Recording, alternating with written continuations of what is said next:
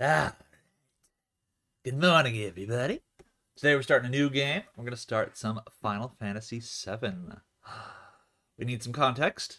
First and foremost, I have just, prior to this, and unfortunately unrecorded for reasons we'll talk about, have completed Final Fantasy VII Rebirth, or not Rebirth, Remake. So I have all sorts of thoughts and feelings about that. I thought, the best place to get those out would be through a video form. So I'm sure there will be plenty of references to that game.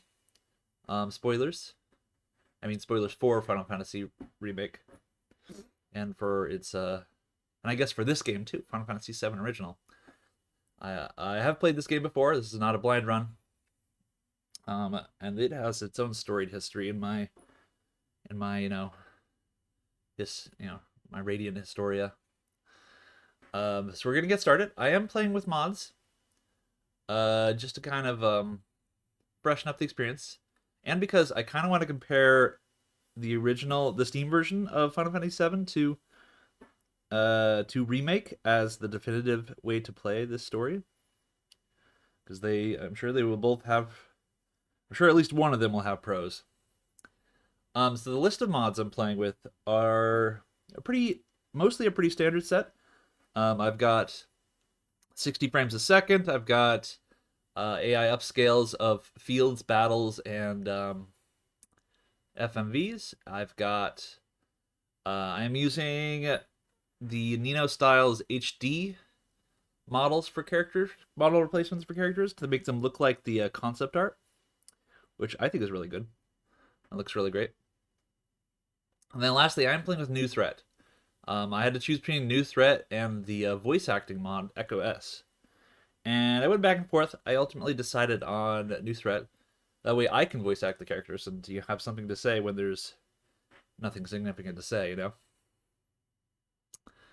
New Threat is a gameplay mod. It adds a number of features. Most notably, I think it adds new materia. It remixes bosses. It gives the different party members more specialized stats, like starting stats. And it gives them all a unique passive that only they can do. Let's kind of get started. What? Oh my god. Please. There we go. Okay, I do have control. I thought I did have control. Let's do the thing. I've already decided on game mode. I haven't played this before. I haven't played the mod before. I did load into it a couple of times while I was testing the mods out to make sure they all worked. So I've only seen that the mods work up till the first save point. I don't know what happens after that. Maybe they all break. This whole playthrough will be a waste of time. We'll have to cancel it and do something else. But until such tragedy as that happens, we're going to soldier on. We're gonna soldier on. Yes, I'm gonna do hard. I'll be quiet for the cutscenes, I guess. I don't know, maybe I'll talk about them. This cutscene was reproduced almost exactly in Remake, just with more details. I think that at that moment in my playthrough of Remake, I was pretty hyped because I'm like, wow, they were committed to making this the same but better. How wrong I was as the game continued on. But let's focus on FF 7 here. This cutscene is the first time I can remember ever playing a game and feeling something. I think part of it's like the use of silence, the use of quiet and subtle effects. Well, maybe not subtle, but the use of music that wasn't about action. Like every single video game up till this point, music was to set the pace of the action. But this music here was it made me feel like I was starting something, if that makes any sense. The beginning. This song that they're playing, it makes me feel like it's the beginning. This HD upscale looks really good, actually. Looks like a little claymation-y, but I like how it is definitely an improvement. Let's go back in to see some more details before I comment on that further.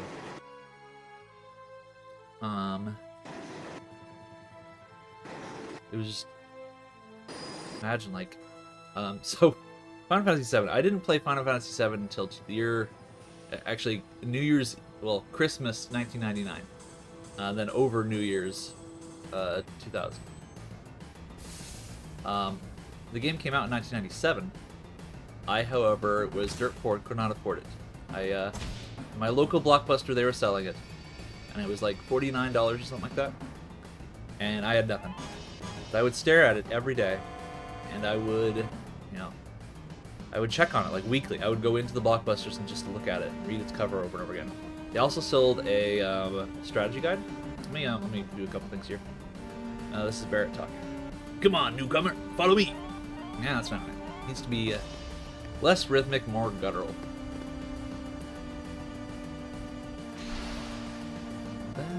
Unfortunately, the battles are not widescreen. That's okay though. Oh, and another mod I'm playing with is called Game Tweaks, I think it is. And it makes the game what's called true weight, as in it is now actually turn-based. I can sit here forever and no one's going to take an action. Among the other things changed, it also moves limit to its own action instead of covering up attack. Everybody knows what it is. But look at that. Look, they're like Final Fantasy Tactics characters. They look great. I really like the look of these.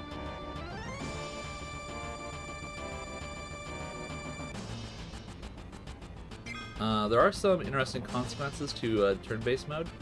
Like, I think poison and status effects last a lot longer. And I think running is more difficult. There were some adjustments for that in the mod, and we'll adjust them if they become problems. I don't know how relevant status effects are going to be. I mean, if they are relevant and it's a problem, then we'll deal with that when we come to it. But if you notice, this soldier here has already done like 100 damage to me. Whereas I think in the base game he does like 15 damage, something like that. 15, 16, 17. Difficulty. Level up. Grenade potion. Cool. Yeah, so innate abilities. In combat, each character has access to their own unique ability called an innate. Activate by using the defend command. So my ability, my cloud ability, is whenever I defend, if I'm attacked, I have a chance to counter with an attack, which is 1x cut, a double attack, a 4x attack, or a death blow. Okay, that seems okay. I mean, like, if the problem with doing things on defend is that this is a game without a threat system, but I'm open to the possibilities. Terrain menu unlocked. Okay. Come up to the camera here so we can look at this. Yeah. Oh, I love it. So, more about the strategy guide. So in 1997, I couldn't afford the game, but they also sold the strategy guide for $18.99. And I saved up for months to buy the strategy guide because it was all I could afford. And every time I'd go there, I'd read like another couple pages of it. Just before I was able to afford it, I'm like 12 at this time, and didn't really have any kind of income, so I was just saving up every single dollar I could get my grubby little exploitative hands on. Just before I could afford it, I was at like $14. They raised the price to $25, and I was so depressed. I asked my mother if for Christmas she would help me cover the last $10, and I got this for Christmas. And since I kind of knew the story ahead of time, I knew that it was hidden in the house somewhere, and whenever my mother was out, I would ransack the closets and stuff and find it and read it. I memorized the whole strategy guide long before I ever played the game. Can I go back over here? I actually didn't end up playing the game until 2000, or 1999/2000, because it was over New Year's. Like I mentioned, what happens in 1998, 1999 is I bought the game. It took a very long time to save up. And then in 2000, I had to get a PS1 because I also didn't have one of those. This was the This was the first experience, and I think only experience I ever had of buying a console for a game. I was that excited about this. I really like Final Fantasy 2/4, which is the only one I played before this. And this just looked so epic. It was the first 3D game I'd ever seen.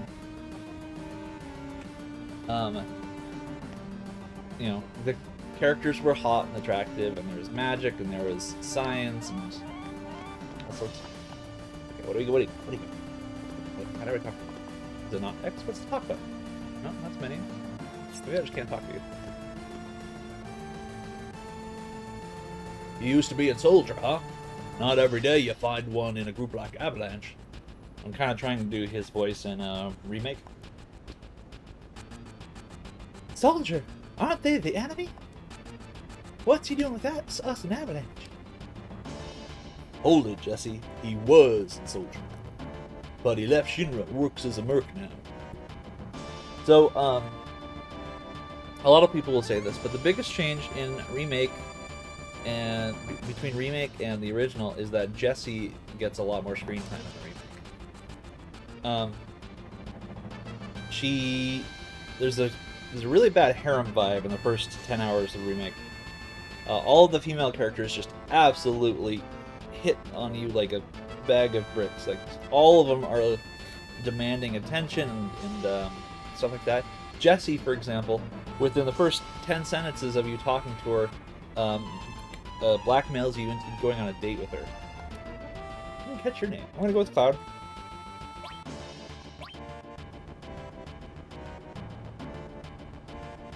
Cloud on Biggs.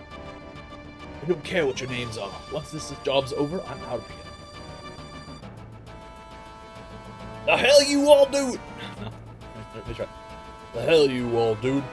The hell you all doing? The hell you all doing?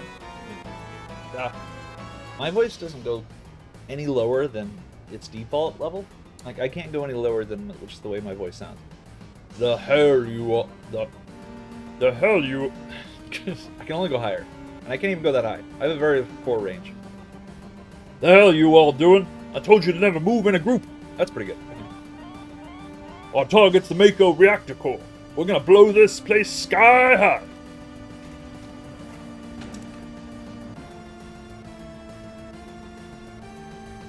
Ex-soldier, huh? Don't trust you. Keeping my eyes on you. My name's Barrett. Don't you forget it. Hold the X/pink bracket CANCAEL close bracket button to run. Don't be falling behind now.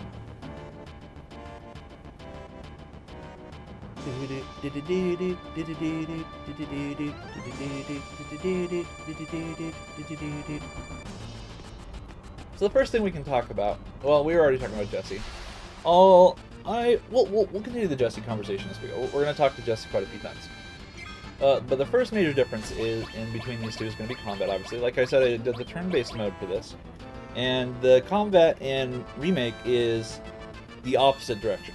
Like, Final Fantasy VII had real-time with turn-based choices. Where, like, every so often you would... Like, every 10-15 seconds or so, you would input a command for a character to do, and they would follow that command. And if you spent too long making decisions, other characters would take their turn. Like, you can't just wait. Remake instead made it so you can do, like, you can attack and move around and jump and roll and guard and block all in real time. You can do all those things.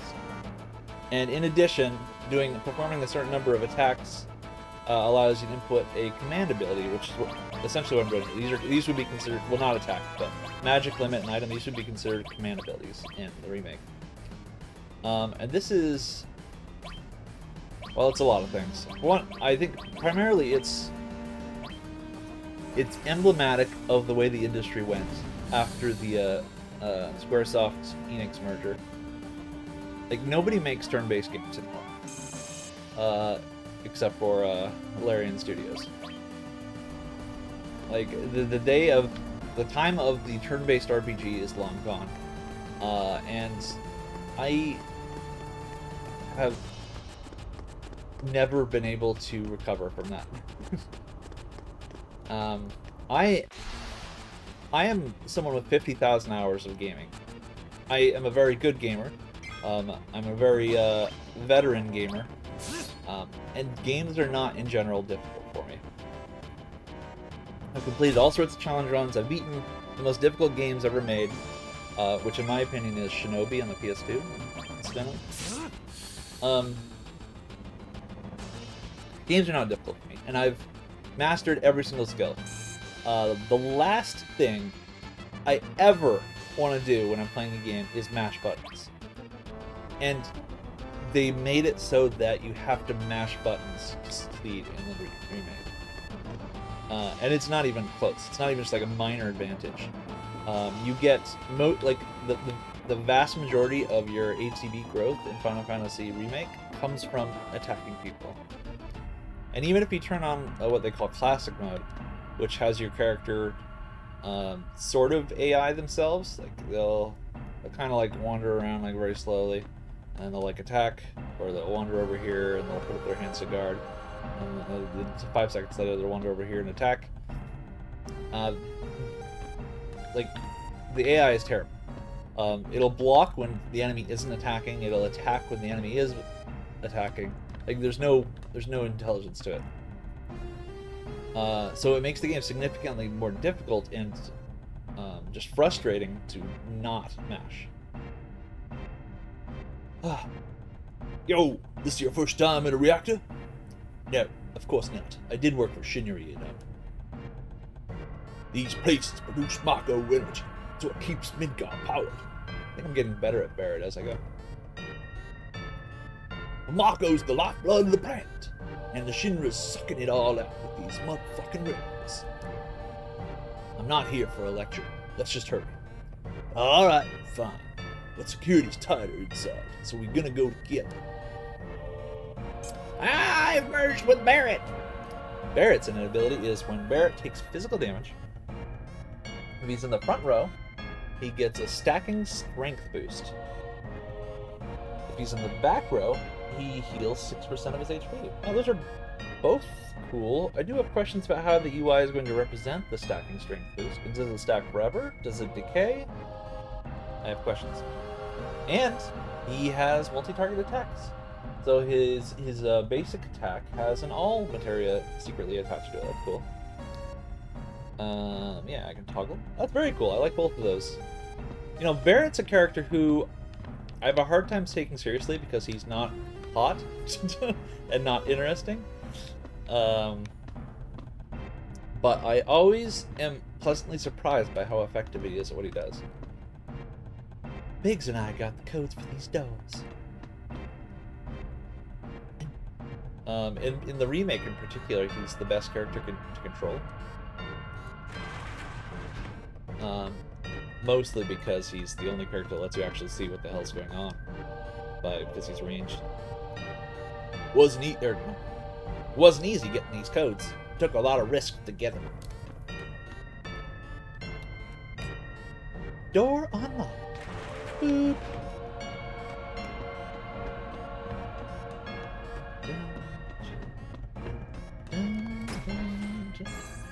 Phoenix down. Oh, this music is so iconic. I love it. My impression in Remake was so positive at this point because they also redid this song. Like, this song was playing at this point. Except it was modernized and remastered and stuff, so it sounded even better. They were so dedicated to like maintaining the exact sequence of events at this juncture. Yeah, it looks really. Oh, I love this model. Push that button over there. Yes, Jesse. Switch on. My friends played this game way before me. This game came out in 2022. I played it in 2024. Actually 2025. I forgot it's January. Little by little, the reactors will drain all the life from the planet. Then that'll be that. It's not my problem. The planet's dying, Cloud! I'm losing the Barrett. The planet's dying, Cloud. No, I'm going British. It's the wrong direction. The planet's dying, Cloud. I'll just keep practicing. It's fine. The only thing I care about is finishing this job and getting paid for it.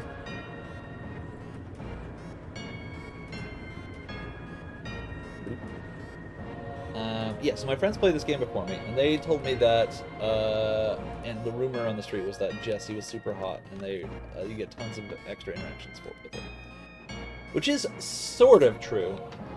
I mean, it's literally true, but it's very oddly not meaningful, and in a very strange sequence. Oh, I lost a lot of health then. Why did I get hurt so much?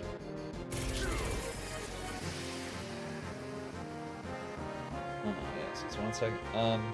In Remake, what it means by you get more content with Jessie is that there's a whole chapter where you go with her on a trip to her parents' house, and you learn that her dad's dying, or like he's very ill, and that she aspired to be an actress long before she became a terrorist. And it's like, I think it happens too early for one. Like, you don't really know Jessie at that point, even though she's hit on you really heavily at that point. And also, you don't really get to interact with her. The whole time, she's like, there's various excuses why you're not really directly interacting with her. She doesn't want you to meet her parents. She instead wants you to break into your parents' back room and steal an ID card.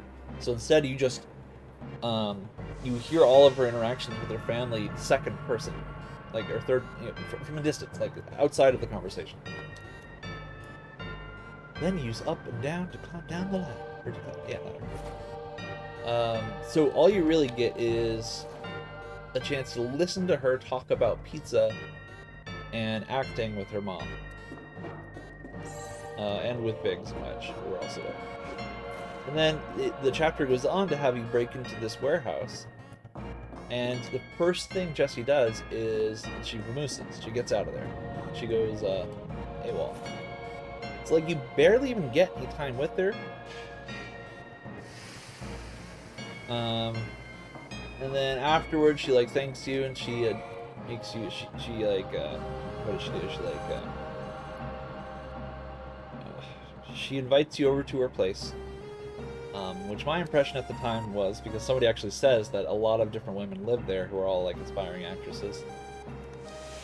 But you go there and it's just her, and she cooks for you. Which in Japan, which this is a game made by a Japanese team, a woman cooking for you is amounted for saying I want to have your babies. Like, that's what that means.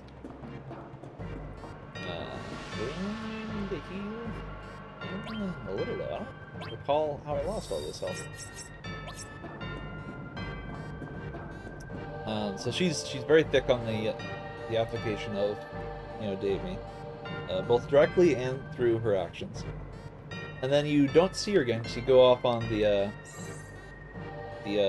Sector 5 reactor sequence, and then the Aerith and the church and stuff like that, and you don't see her for a long time. And then she dies in the same way. So, like, yeah, you get a bonus extra cute interactions with her, but they aren't, like, quality interactions. And the writing is, I would call it mid. An explosion here will turn this place into nothing more than a hunk of junk. Okay, Cloud, you set the bar. Shouldn't you do it? Just do it! I ain't turning my back to some damn ex-Shinra. Fine, I'll do it.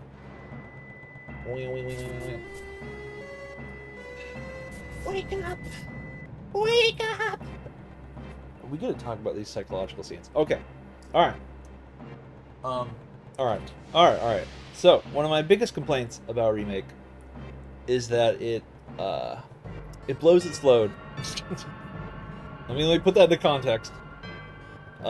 Way too early. Let me put that into context. By this point, you have already seen Sephiroth in the remake. What's wrong? Huh? The hell are you waiting for? Come on, hurry it up. Like, at this point, Cloud has that little episode where it says wake up. In the remake, Cloud has a vision of Sephiroth. And bam, we're 20 minutes into the game, we've seen Sephiroth, the final villain of the game. Whereas in the original you don't see Sephiroth till... When do you first visually see Sephiroth? We get introduced to him at the top of the Shinra Tower with the blood stream, the blood track thing. Which, oh my god, they censored that in the remake, and it triggers me so much. Yeah, sorry. But when do you first visually see him? Is that Nibelheim? No, it's in what's the town outside of Midgar? I think it's in the flashback, or in that town where you're telling everyone what your history with this character is. Or do you see him at the top of Shinra? So you follow the blood trail. That takes you to President Shinra, who's been like impaled on a sword. And then Cloud's like, that's Sephiroth's sword. And you never actually see him, I don't think. Heads up! Something's coming! 10 minutes to detonation. So yeah, the original was just so much more...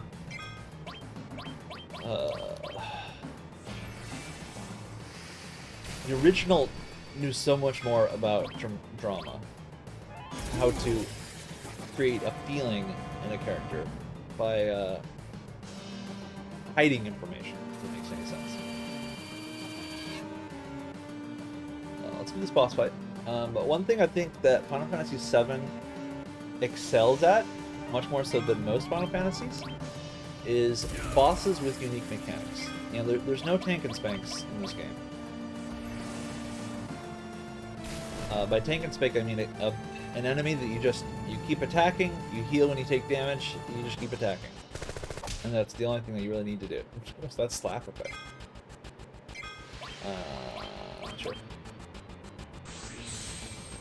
Everything's got a thing. This first boss here is the most simple one. It's just, we might not even, I don't know how much more health they gave this, but it has a counterattack stance that it can do.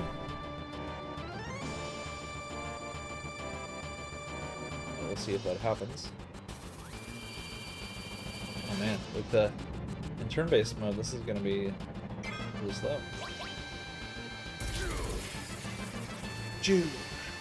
Not sure I like these sound effects.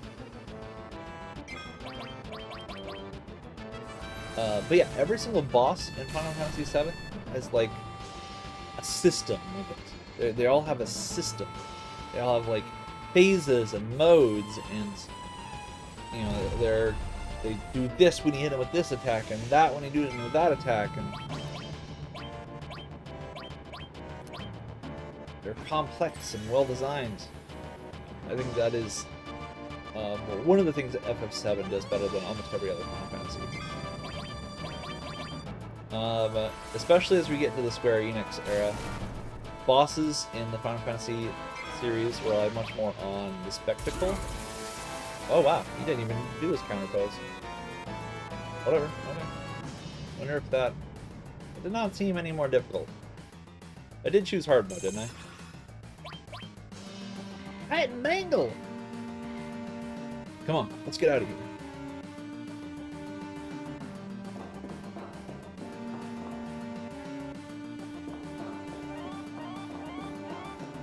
Yeah, I'm not really liking these sound effects.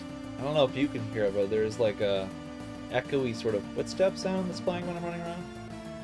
And it's, yeah, it's when I'm on metal.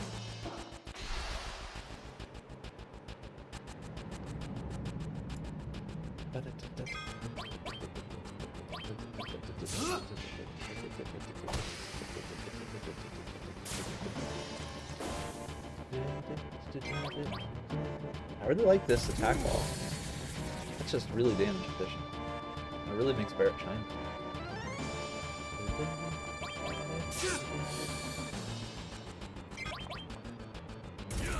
I like that they changed his animation. There's only one enemy left here. Although that might have been true either way.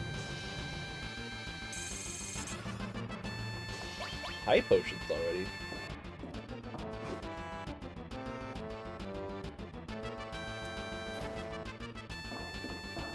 Yeah. You alright? My leg got stuck. I always found this funny, because, like, it's not like she was moving, she was just standing there. Look out! How did her leg get stuck when she's just waiting for us? Heads up. Oh. Oh. Oh. Oh my god, they did change it. That's awesome. They have it follow you and do another mode.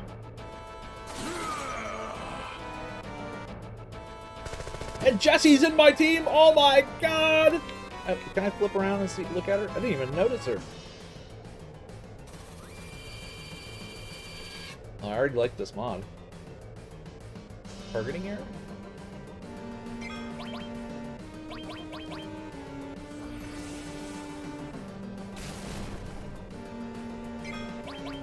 guess she's like a guest. That's cool. Hand grenade! Yeah, Jessie and her hand grenades! And she hits harder than Barrett. I wonder how many phases, how many times am I gonna have to kill this robot? It is not a tail anymore. She needed the tail for the counterattack, I thought. Okay, we killed it again. Is there a third attempt on our lives?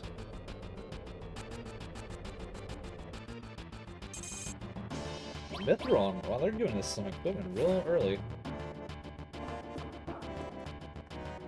Please.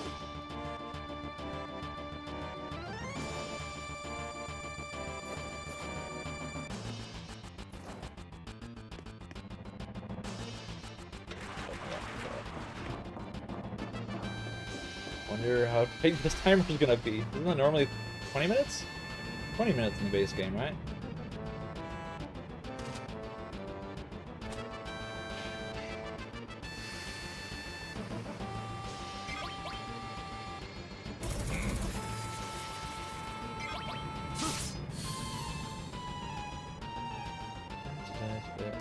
And if they're throwing in bonus boss fights here, ooh, it's gonna be a little. But this might be the world's shortest playthrough of Final Fantasy.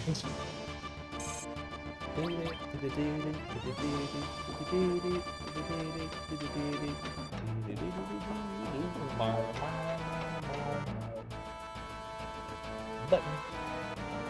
Boop.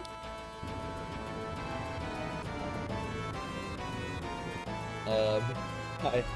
So yeah, Final Fantasy Remake. It just like unloads on you all the things that were well dramatized in the original. By well dramatized, I mean like they happened at the perfect moment where emotion was maximized. Remake had no sensibility for that. It just was like, oh look, Sephiroth! You wanted to see Sephiroth, right? Look, there's Sephiroth! Everyone hype out! Yeah, Sephiroth! But, like, it's weird, because, like, I think that Cloud's mental illness is one of the things that Final Fantasy VII is not good at. Like, Final Fantasy VII is great at boss fights. It is not great at a few different narrative elements that don't really get their time in the sun. One of which is Cloud's mental illness, which is not really clear what's happening in the original. All these robots have the longest animation ever.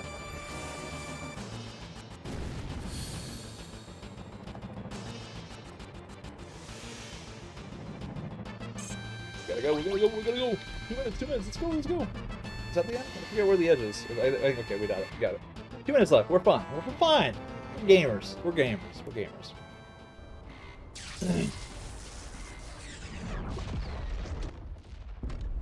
Yeah, so like Cloud's mental illness is like a huge plot point, and it doesn't go well explained for the first like 40 hours of the game. What exactly is happening when the screen flashes red like that and he hears voices. I do think that if I were to remake Final Fantasy VII, I would make that clear as to what's actually happening to him. And that he is like mentally breaking down, and there is something really messed up about his head. I would not use that as an opportunity to just dump all of like the favorite iconography from the Final Fantasy VII community and not community, but Final Fantasy VII anthology of media in early. That should keep the planet going, at least a little longer. Yeah!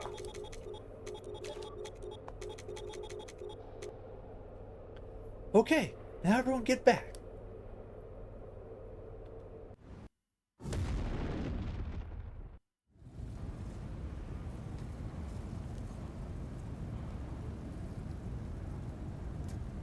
They couldn't have added, like, the sound mod couldn't have added a sound for that? Alright, now let's get out of here. We'll rendezvous at the station. Split up and meet on the train. My Barrett voice wanders towards, like, Midwest farmhand a little bit, but it's mostly okay. Hey, if it's about your money, wait till we get back.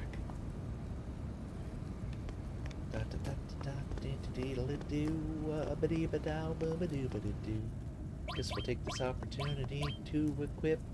We just found a bunch of stuff. Titan Bangle is worse than Bronze Bangle? Oh, they have stats. Strength plus 10? Wait, what?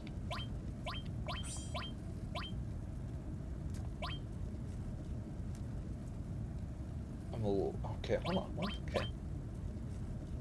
Alright, so it says Bronze Bangle, it just says initial equipment there. Titan Bangle says strength plus 10, but it doesn't... I guess strength isn't one of the stats listed here. But... does strength not affect attack? Because apparently magic affects magic defense. If I equip this, does my attack change? Does my strength actually... I have 53 strength.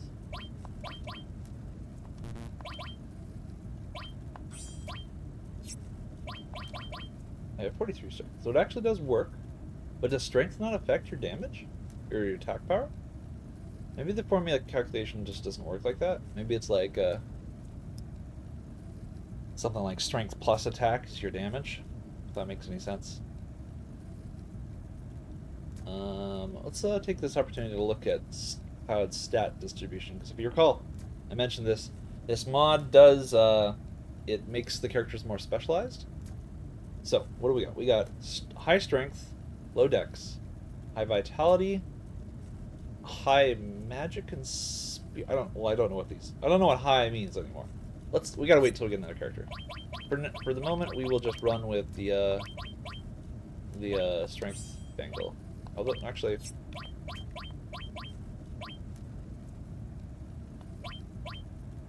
what? Oh, I see.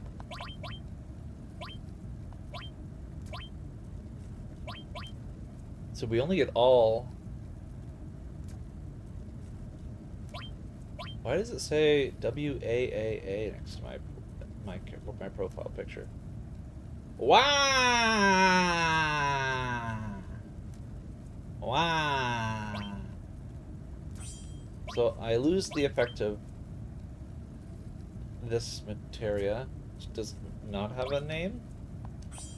That's called all. Okay, it is called all. It doesn't say it anywhere on here. Oh, there it is. All.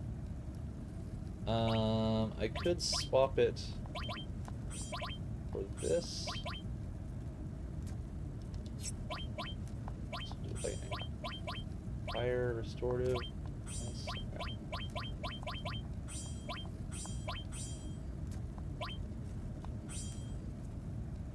Okay.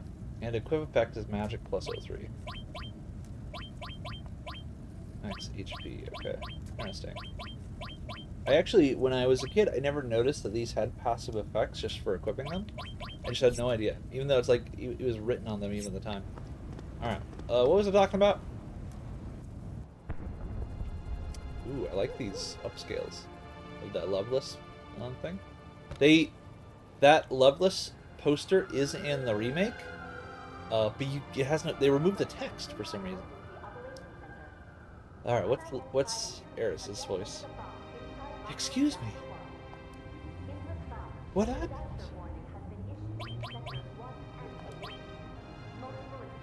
So, are those flowers? Oh, these? Do you like them? They're only a gift. Oh, thank you. Hey, I just noticed that there's an overturned car right behind her. What happened? And a lamppost down? This is an oddly dangerous setting for her to be selling flowers. I don't know if I ever noticed that this is upside down in the low resolution, 1997 version. I have played through this game like 4 times, and not recently, so this will be somewhat fresh. It won't be like super fresh, because I have 100%ed it at least 3 of those times.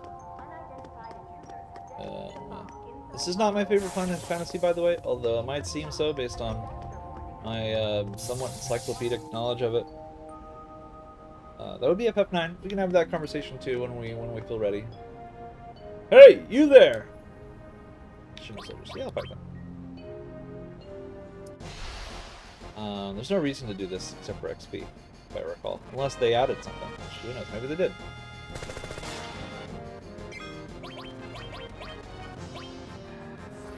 We'll find out.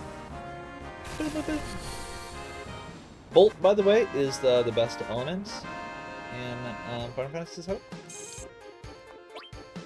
If you're a D&D player, you know that the 2 most problematic classes of players to support are Hunters and Paladins. Paladins, because they impose restrictions on the sorts of challenges you can put them through as a Dungeon Master. And Hunters, because all of their abilities respond to you, including certain types of encounters in your campaigns. The reason I'm bringing this up is because Final Fantasy VII has the hunter problem. Most of the enemies in this game are humans and robots. And all robots are weak to lightning. And some humans are weak to lightning. And it just ends up biasing you very heavily towards using electricity on most things, because there's a ton of robots in this game. So many mechs. They just keep inventing new mechs in this game. I mean, like, they throw their biggest and strongest mech at you, then 3 hours later, no, this is our strongest mech. And then 3 hours after that, here's 2 new mechs. It never ends. They just have so many mechs. Come on, come on, come on, come on.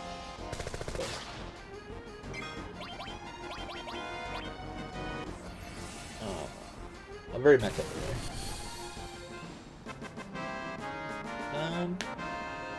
Yeah, Bolt is very important. There's also several bosses that are weak, and lots of bosses are also mechs and weak to electricity too. So it's like seriously biased. Enough babbling! Grab him! Oh wow. There's some interesting visual glitches there. Man, this seems more like a 60 frames a second issue.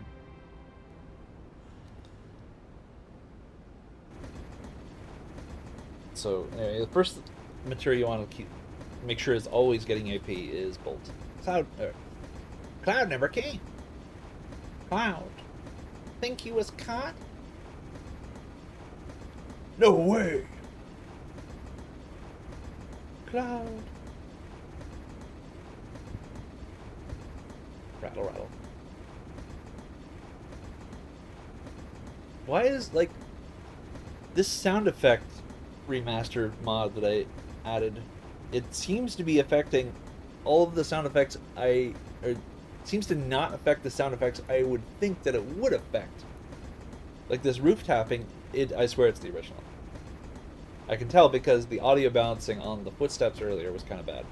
This sounds like it's balanced properly. Say, Barrett, do you think Cloud is gonna stay on and fight with us, with Avalanche? How the hell would I know? Do I look like a mind reader? Right. Like that, like Barrett slapping the box, that is what needed a sound effect remaster. And does not appear to have gotten one. Wouldn't need him anyway, if y'all weren't such screw-ups. Hey! Or, Hey, Barrett, what about our money? Oh, nothing, sorry. So another big change in Remake is that they made this just one sect of Avalanche. Like Barrett, Wedge, Biggs, Tifa, Jesse, in Final Fantasy VII 1997 is Avalanche. Like it begins and ends with those people. In the remake, apparently they are just a one of many groups that make up Avalanche. Like there's, I'm sure there's like Sector 4 Avalanche, Sector 3 Avalanche, Sector 2 Avalanche, and so on and so forth. This is absolute nonsense. Makes no sense. For one, why would this Avalanche, which I could assume is the Sector 7 Avalanche, be the one to take down the Sector 3 and 5 Mako reactor? Wouldn't they have the Sector 3 and 5 Avalanche do that? Like, why are we, crossing into each other's jurisdiction here? But second, the whole Shinra's gonna drop the plate on Sector 7 to wipe out Avalanche thing just makes no sense at all. Because Avalanche has multiple cells in multiple areas around Midgar. It's a really dumb thing to do, and I have a suspicion. So the multi-cells of Avalanche thing only comes up twice in the entire game. One is during Jesse's chapter, and the other, by the way, in Jesse's chapter, it turns out that the other cells of Avalanche have uniforms, whereas we don't, which I thought was really strange. And the other is at the very end of the game, an Avalanche helicopter comes to rescue you. And the only reason we know it's an Avalanche helicopter is because there's an A printed on the side of the helicopter. I happen to believe that the Jesse chapter was one of the last things developed, and it was added after the fact. And originally, the helicopter that comes to the top of the tower at the end of the game was Rufus's helicopter. They just wiped it off and put an A on it and said, oh, it's the Avalanche helicopter. I say this because I think the Jesse chapter was added because the feedback they were getting on the game was that Jesse was really hot. Cloud! Cloud! Cloud! Cloud! Cloud! Cloud! Cloud! Cloud!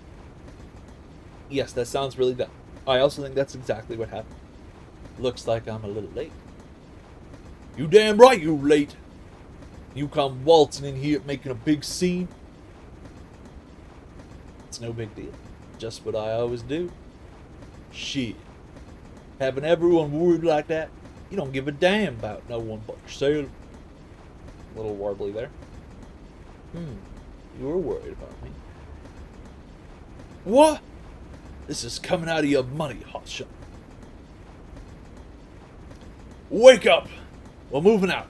Follow me. Hey, Cloud, you were great back there. Hehehe. Cloud, we'll do even better next time.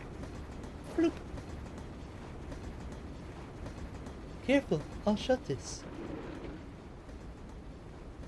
Yeah, I genuinely think it's because people thought she was hot.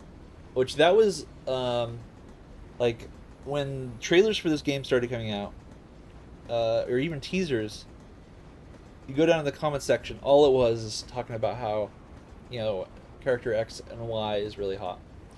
I guarantee you that's probably the feedback they got in beta testing or whatever, or in early feedback. And they were like, wow, Jessie has gotten so much positive feedback. We should try to emphasize her more. And that's why they added this chapter, which is entirely isolated. Nothing that happens in this chapter has any impact on anything else in the story. It only features minor characters. So there's no, like, conflict with any sort of narrative there. Yeah. Yeah, I really did not like it. The remake had many sins, but I think another one that is really bad is that it emphasized things that don't matter. It like, obviously their direction they took with the game was just throw everything into it. Like, make everything a whole complicated deal. It doesn't matter how important it was in the original. Just make it big, bombastic, and everywhere, or all in your face. And I really think that was a bad idea. I would have loved to get to know Jesse. What I got was not what I wanted. Oh, Cloud, your face is pitch black. Boop, boop, boop, boop, boop. There you go. Say, thanks for helping me back there at the reactor. Quit thanking me. I want to be hard-ass Cloud? Sure. Don't bother. It was just part of the job. But I was just glad. Which, yeah, I mean, like, just everyone, all the women get wet for Cloud. Like, that's just the way this game went. I don't know what was going through their heads when they made this game. They were obviously in a weird sexual place, especially consider things like Wall Street, Wall Town. What's the Walls? The place in Don Corneo? Wall Sector? The Wall. I'm gonna go with the Wall. They were in a weird place here, and this was before people could really voice their concerns about this sort of thing. It's weird that it doesn't really happen in 6 or 8 or 9 though. Like, it was this one specifically that has this really bad harem habit. Definitely one of the weaknesses. It's something I think that would have been helped a lot by getting more time with Jessie. Unfortunately, they took a character who was flirtatious with Cloud in the original and made her a horn dog in the remake. My job? That's right, mine. Here's another psych out moment for Cloud that doesn't really get any explanation, and we don't really understand what's happening. Like, why does the screen turn red? Why does he start monologuing and having a hard time functioning? This is the Sector 8 service to Sector 7 train graveyard. Expected time of arrival is 0023 Midgar Standard Time. Oh, train graveyard. I'll save that conversation to when we actually get there. Can I also remark on how weird it is to have a train station called Train Graveyard? Like, they built the station after it had become known as a train graveyard. This is why I hate the last train. Oh boy.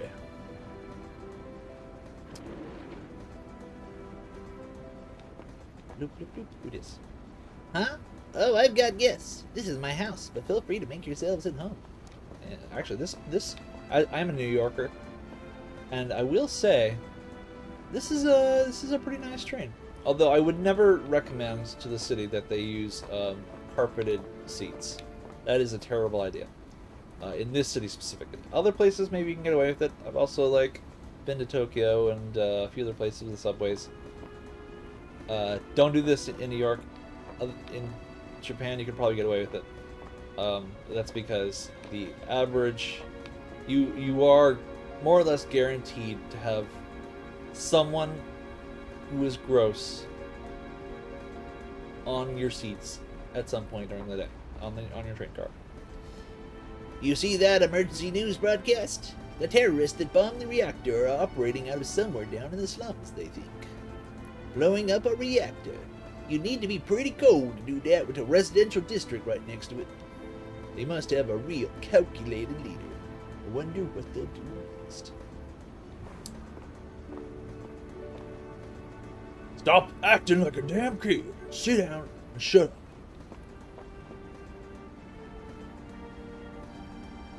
We passed the security check this time. All of us have fake visitor IDs. But by tomorrow, these IDs won't work anymore, so Jesse has to make a fresh batch of new ones. Avalanche is gonna be famous, and I guess I am too. Hey Cloud, you want to have a look at this with me? It's a map of the Midgar rail system. Let's look at it together. I'll explain it to you. A good question to ask is, why is Jessie in the game at all? It very easily could have been Tifa right here. Like, Tifa is also an Avalanche. Tifa and Jessie have more or less equal appeal, I will say, to the general public. And Jessie doesn't really get much development, so like it could just be Tifa, couldn't it? And cut out Jessie altogether.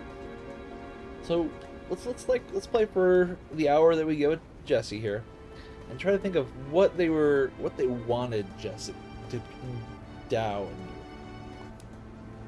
and how she differentiates herself from Tifa. I don't know. Sure, why not? I like this kind of stuff.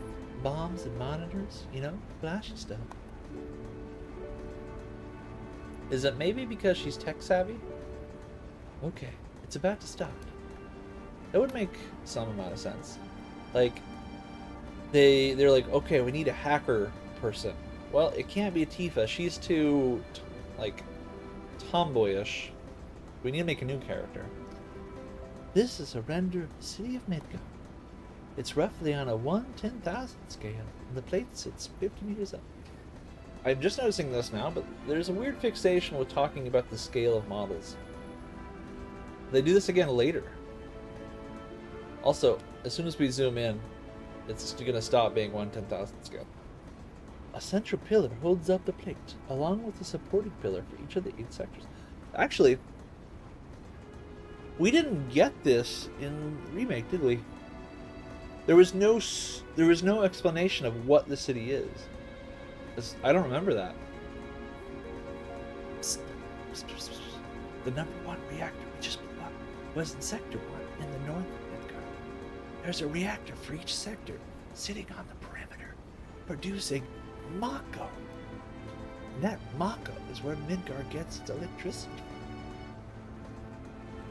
The districts on the ground used to have their own names before the plate was built, but nobody uses them anymore. Instead, they just get called after the sector sitting above them. The Sector 7 slums were headed. Ooh, the next is about the trains. Look. This is the route the train is on.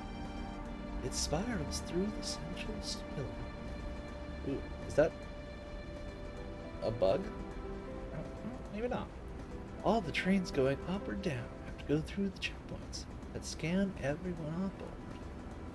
If your biometric data doesn't match your ID card, then you're in trouble. Shinra's goons come to collect it. That's why we're all using fake ID.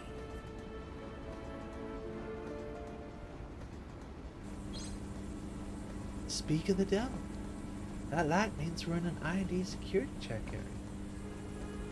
When the lights go off, we'll be in the clear. But we're almost back now. What a relief.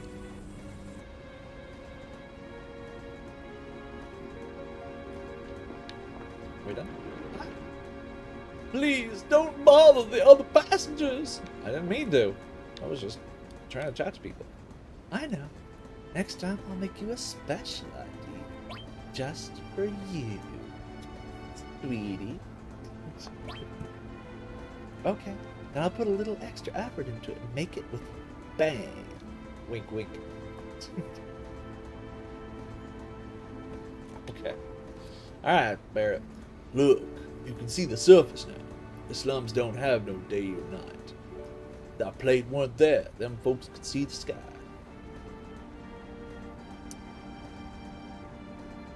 A floating city. Pretty unsettling scenery.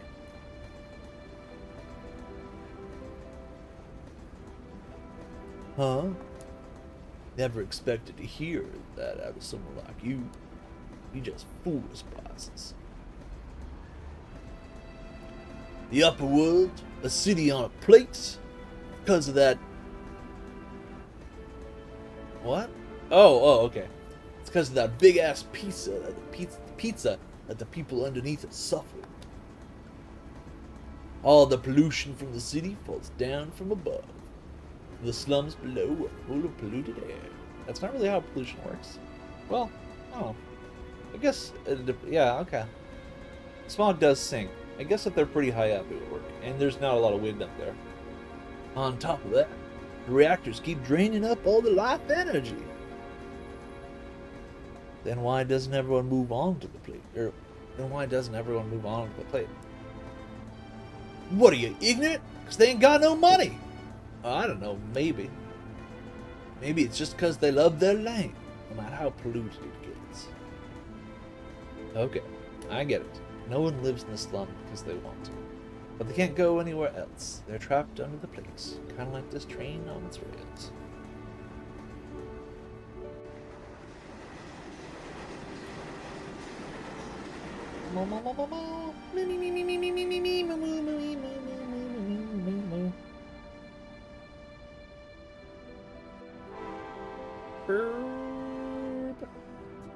Be a save point here.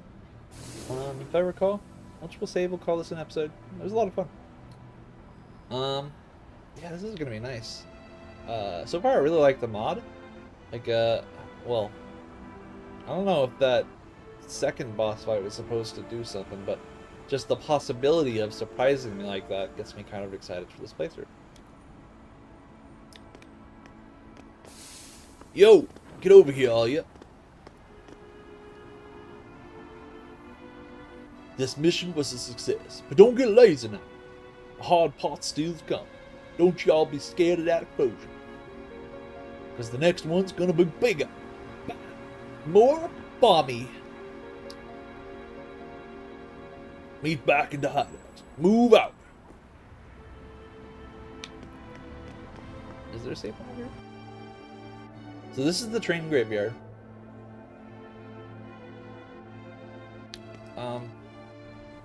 I'll explore that in a minute. Let me find a safe point. We're gonna call this an episode. Save point, save point, save point, save point, save point. Alright. Alright, everyone. Thanks for watching. We'll be back in the next one. We are gonna play through the whole game. And I'm excited to do so. This was just me testing on us.